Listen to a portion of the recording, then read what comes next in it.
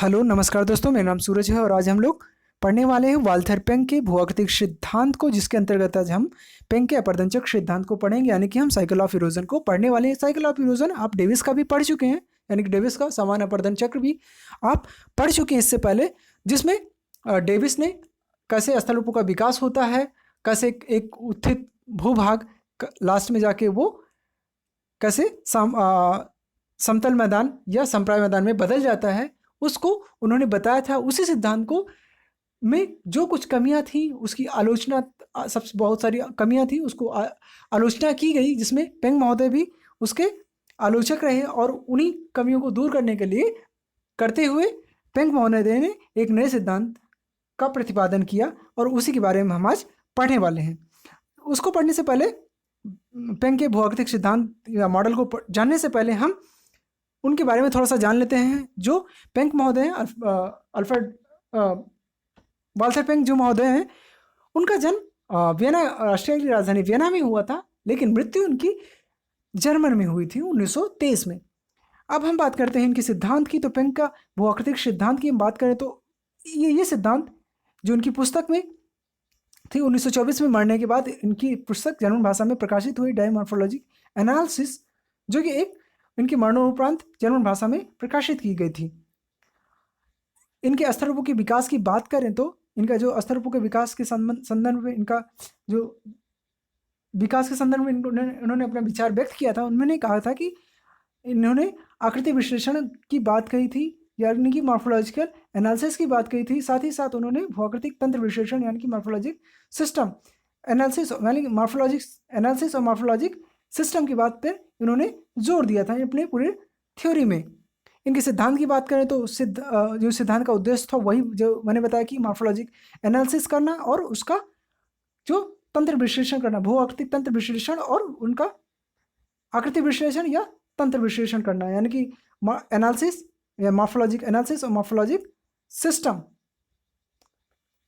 की व्याख्या करना ही उनके सिद्धांत का मुख्य उद्देश्य था। आगे हम बात करें तो इन्होंने कई सारी चीज़ें बताई। उनका उच्चाउच्च प्रकार या अस्थलरूप संयोजन की संकल्पना उन्होंने दिया, ढाल के समानांतर निवर्तन, ढाल प्रतिस्थापन सिद्धांत आदि उन्होंने दिए थे।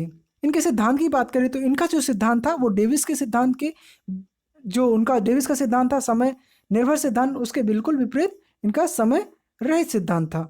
आगे बात करें तो पेंग ने 3 धरातलीय अवस्थाओं की बात की, जिसमें एक में कहा कि धरातल स्थिर रहता, दूसरे में कहा कि धरातल में प्रारंभ में जो कोई भी नए स्थल या भूभाग का जब उत्थान होता है तो वो सीमित क्षेत्र में होता है, लेकिन बाद में उसका एक्सपेंशन होता है, वो बढ़ता है। और तीसरी अवस्था में कहा वो विस्तृत रूप से धरातलीय उत्थान पर्वत रूप में या पठार के रूप में विस्तृत क्षेत्र में फैल जाता है। ये उन्होंने 3 धरातलीय दशाओं का अपनी बात कही थी। ठीक है।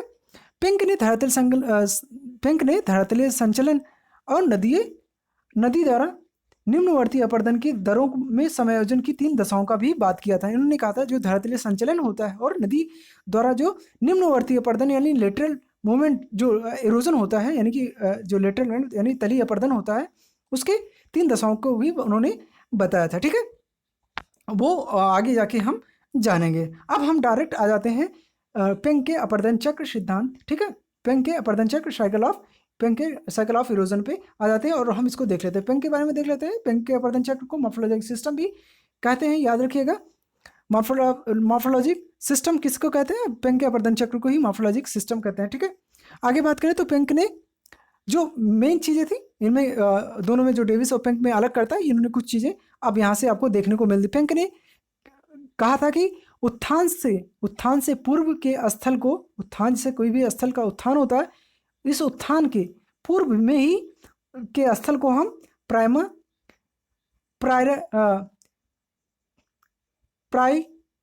प्रायरारंभ या प्राइमारंभ कहते हैं। ठीक है, इसको क्या कहते हैं? प्राइमारंभ कहते हैं। पेंग ने कहा था कि उत्थान से पूर्व के स्थल को हम प्राइमारंभ कहते हैं। प्राइमारंभ क्या होता है? जब कोई भी स्थल भूभाग होता है, मतलब उठने वाला, मतलब उत्थान की अवस्था के पूर्व के स्थल को हम प्राइमारंभ के रूप में उन्होंने परिभाषित किया था। और उन्होंने पेंग ने कहा था कि इनके भौगोलिक मतलब स्थल रूपों के विकास की अंतिम अवस्था में इंटरम बचता है। जैसा कि उन्होंने कहा था, डेविस महोदय ने कहा था कि वो लास्ट में क्या बचता है आपका, संप्राय मैदान या पेनी प्लेन के रूप में उन्होंने शब्द दिया था, उन्होंने कहा था इंडम बचता है।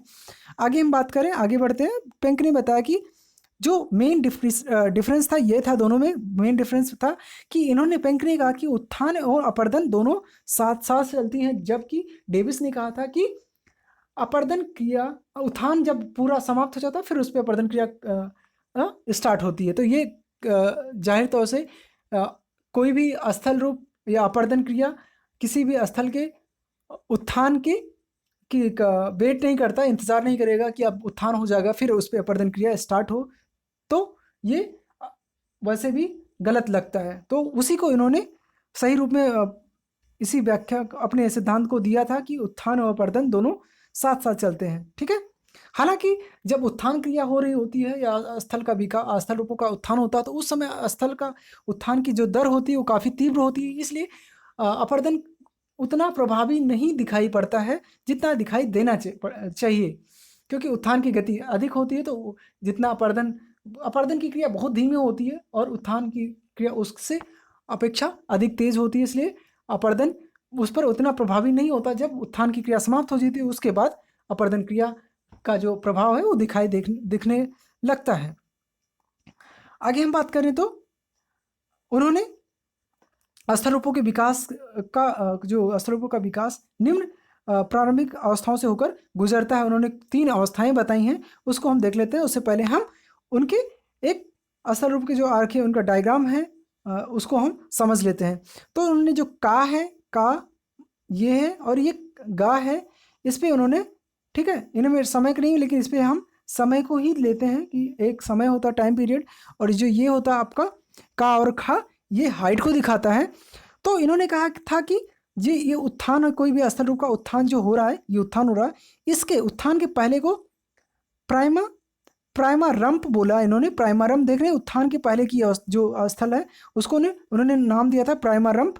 ठीक है, तो उन्होंने कहा था कि जब स्थल का विकास होता है उसी के साथ अपर्दन क्रिया होता है। देखिए ये कर्व आपको देखने को मिला कि इसका स्थल रूप का विकास भी हो रहा है और अपर्दन हो रहा है, इसलिए थोड़ा सा कर्व देखने को, अपर्दन होने से इसी इसमें हरास देखने को मिल रहा है। ठीक है, तो ये आप देख सकते हैं ये ऊपर, ठीक है, ये हो जाएगा आपका, इसमें नंबर 1 बांटा गया है, नंबर 2 और नंबर 3। जैसे उसमें युवावस्था, प्रौढ़ावस्था और वृद्धावस्था में बांटा गया था, वैसे ही इसमें भी 3 स्टेज में बांटा गया है। जैसे पहला अब जो है अफस्तीजंडे इंटुक्लुंग है, और दूसरा है गलिक फर्मिंग इंटुक्लुंग है, और तीसरा जो है अवस्थीजंडे इंटुक्लुंग है। ठीक है, तो ये 3 नाम है वो जर्मन भाषा में है, उसको हिंदी में भी बताने वाले हैं।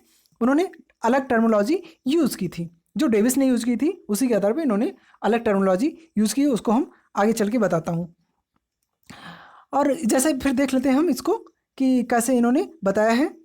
इन्होंने कहा कि जैसे कोई भी स्थल रूप का विकास होता है तो उसी के साथ अपर्दन क्रिया भी स्टार्ट हो जाती है, तो इससे आपको कर्व देखने को मिल रहा है। ठीक है, ये उत्थान ऐसे आपका चलता है। ठीक है, उत्थान और अपर्दन दोनों साथ साथ चलता है। ये देख सकते हैं, ये क्या आपका सी लेवल है और ये आपका मैक्सिमम सी लेवल है। ठीक है, ये निरपेक्ष ऊंचाई है, ये आधार तल है आपका, सी लेवल है, ये सी लेवल की सबसे ऊंचाई है, यानी कि समुद्र तल से ऊंचाई है, और ये आधार तल है, समुद्र तल की ऊंचाई है। अब फिर हम बात करें आगे, तो ये आगे हम बात करते हैं कि जो प्रथम में है क्या होता है, अफस्तीजंडे इंटुक्लुंग है। इसमें क्या होता है कि यानी कि ये जब पर्वतों मतलब जब पहाड़ियों पर नदियाँ अपर्दन करती हैं तो वो क्या होता है, वी शेप में ही अपर्दन करते हैं, क्योंकि ये लेटरेट मूवमेंट ही होता है, मतलब ये लंबवत अपर्दन करते हैं कि छोटी छोटी नदियाँ, सेम चीज़ें जो डेविस में था इसमें भी है, वही चीज़ें हैं। अपर्दन की क्रिया इसमें लंबवत अपर्दन होता है, जिससे इसकी ऊंचाई में कोई प्रभाव नहीं देखने को मिलता है। और जैसे ये सेकंड स्टेज में आती हैं, यानी कि गलिक फर्मिंग इंटुक्लुंग, समान दर से विकास, तो इसमें भी लंबवत अपर्दन ही होता है। और इसमें क्या होता है कि शिखर का जो है वो अपलिफ्ट अभी जारी रहता है, क्योंकि इसमें उत्थान अभी समाप्त नहीं हुआ रहता, और इसमें भी उत्थान की क्रिया दोनों चल रही होती है, और अपर्दन की क्रिया भी इसमें देखने को मिलती है। ये लंबवत अपर्दन करती हैं, और ये मतलब गहराई तो कर रही होती है, लेकिन इस ऊंचाई को नहीं, यानी पार्श्व अपर्दन न करने के कारण से इनकी ऊंचाई में कोई फर्क नहीं पड़ता है। लेकिन जैसे ये थर्ड स्टेज में आती हैं, यानी कि अब अवस्थी झंडे इंडुक्लुंग है, इसमें क्या होता है कि यहाँ पे उत्थान समाप्त हो जाता है। और क्या होता है कि जब उत्थान समाप्त हो जाता है और नदियाँ मैदानी क्षेत्रों में आती हैं, तो देखने को मिलता है कि यहाँ पे पार्श्व अपर्दन स्टार्ट हो जाता है, और इनका अपर्दन, जब पार्श्व अपर्दन स्टार्ट होता है तो इनकी ऊंचाई में कमी आने लगती है। तो आपको देखने को मिलता है जैसे ये इस बी शेप करके ये आपको टीला दिख रहा है, यहाँ पे देख रहे हैं कहीं कहीं पे एकदम सपाट मैदान जैसे दिख रहे हैं, फिर कहीं कहीं पे टीले दिख रहे हैं। तो पार्श्व अपर्दन के कारण से ये इनका इरोजन हो गया, हमारा अपर्दन हो गया। और ये जो टीला दिख रहा है इसको उन्होंने नाम दिया था, ये जो ढाल है इस पे त्रिकोण का, उन्होंने वास्चुन जेन या गुप्त ढाल ग्रेविटी स्लोप कहा था। और जो बीच का ये आपका मैदान जैसा दिख रहा है दो टीलों के बीच में, दो पहाड़ियों के बीच में, उसको उन्होंने क्या कहा था, हॉल्डन हैग या वास ढाल कहा था। ठीक है, हॉल्डन हॉग या वास ढाल कहा था। और आगे जैसे हम बढ़ते हैं इसमें आगे उन्होंने बताया फिर जब और अपर्दन होता है, क्योंकि पार्श्विक अपर्दन इतना तेजी से हो रहा होता है, क्योंकि यहाँ पे पार्श्विक अपर्दन और यहाँ पे उत्थान की क्रिया समाप्त हो जाती है, तो यहाँ पे पार्श्विक अपर्दन बहुत तेजी से होता है और इनकी ऊंचाई भी कम होने लगती है। और अपर्दन देख रहे हैं कि कितना नीचे आ गया है, और इसका शिखर का भी अपर्दन हो चुका है। और ये देख रहे हो कि यहाँ पे इसको उन्होंने इंसेल वर्ग के रूप में, बीच का जो देख रहे हैं डॉट डॉट करके, उनको इंसेल वर्ग के रूप में उन्होंने परिभाषित किया। और लास्ट में जो ये मैदान देखने को मिल रहा है उसको समतल मैदान को इंड्रफ इन्होंने नाम दिया, जो संप्राय मैदान या सी लेवल के समकक्ष हो जाता है, बराबर। जो इसी को डेविस महोदय ने पेनीप्लेन का। तो मेन इनका थ्योरी में यही चीज़ है जो हम इसको आगे इसको देखने वाले हैं। ठीक है, हम अब इनकी तीनों अवस्थाओं को देख लेते हैं, जिसमें इन्होंने कहा था पहला अवस्थी झंडे इंटुक्लुंग, जिसमें हिंदी में ये तो जर्मन भाषा में था, स्थल रूपों की तीव्र गति से विकास की अवस्था। ठीक है, उन्होंने कहा था स्थल रूपों की तीव्र गति से विकास की अवस्था। इसमें क्या होता है कि स्थल रूपों का तीव्र विकास होता है और अपर्दन की क्रिया उतनी प्रभावी नहीं जान पड़ती है, और इसमें छोटी छोटी नदियाँ पहाड़ों से निकलती हैं, जिसमें वेग बहुत अधिक होता है, जिससे वो सिर्फ आपको देखने को मिलता है कि वो क्या करती है, लंबोत अपर्दन ही कर पाती हैं। जिसमें बी आकार की घाटी आपको देखने को मिलता है, गार्ड्स कैनियन और बहुत सारी चीज़ें आपको देखने को मिलता है। इसमें आपको कुछ चीज़ों में आप देखने को मिलता है, बहुत सारे सोपान है, नदी सोपान आपको देखने को मिलते हैं, पहाड़ी सोपान। ठीक है, तो वहाँ पर इन्होंने सोपान को पीडमंट ट्रेपन कहा, उसको पेंक ने नाम दिया था सोपान को, जिनकी संरचना को पेंक ने कहा पीडमंट ट्रेपन। ठीक है, पीडमंट ट्रेपन, जिसको उनमें कहा था कि जो अपर्दन के कारण निर्मित सोपान जो होते हैं उनको धीरे धीरे एक चबूतरे का निर्माण होता है। जो सोपान होता है, ऐसे कैसे सोपान बहुत सारे हैं, वो उनका अपर्दन होते होते एक ये क्या चबूतरे जैसा बन जाता है, बहुत चबूतरे जैसा इसका निर्माण हो जाता है, जिसका उन्होंने नाम दिया था पीडमंट फ्लैश। ठीक है, पीडमंट फ्लैश चबूतरों को फिर पीडमंट फ्लैश के रूप में उन्होंने परिभाषित किया। आगे अब आ जाते हैं सेकंड पे, जो उनको सेकंड दूसरी अवस्था थी, उन्होंने कहा था कि गलिक फर्मिंग इंटुक्लुंग। ठीक है, गलिक फर्मिंग इंटुक्लुंग, जिसमें कहा था स्थल रूपों के समान विकास की अवस्था। इसमें क्या होता है कि अपर्दन और उत्थान की दर लगभग एक जैसी हो जाती है, उत्थान भी चल रहा होता है और अपर्दन भी उतना ही प्रभावी होता है।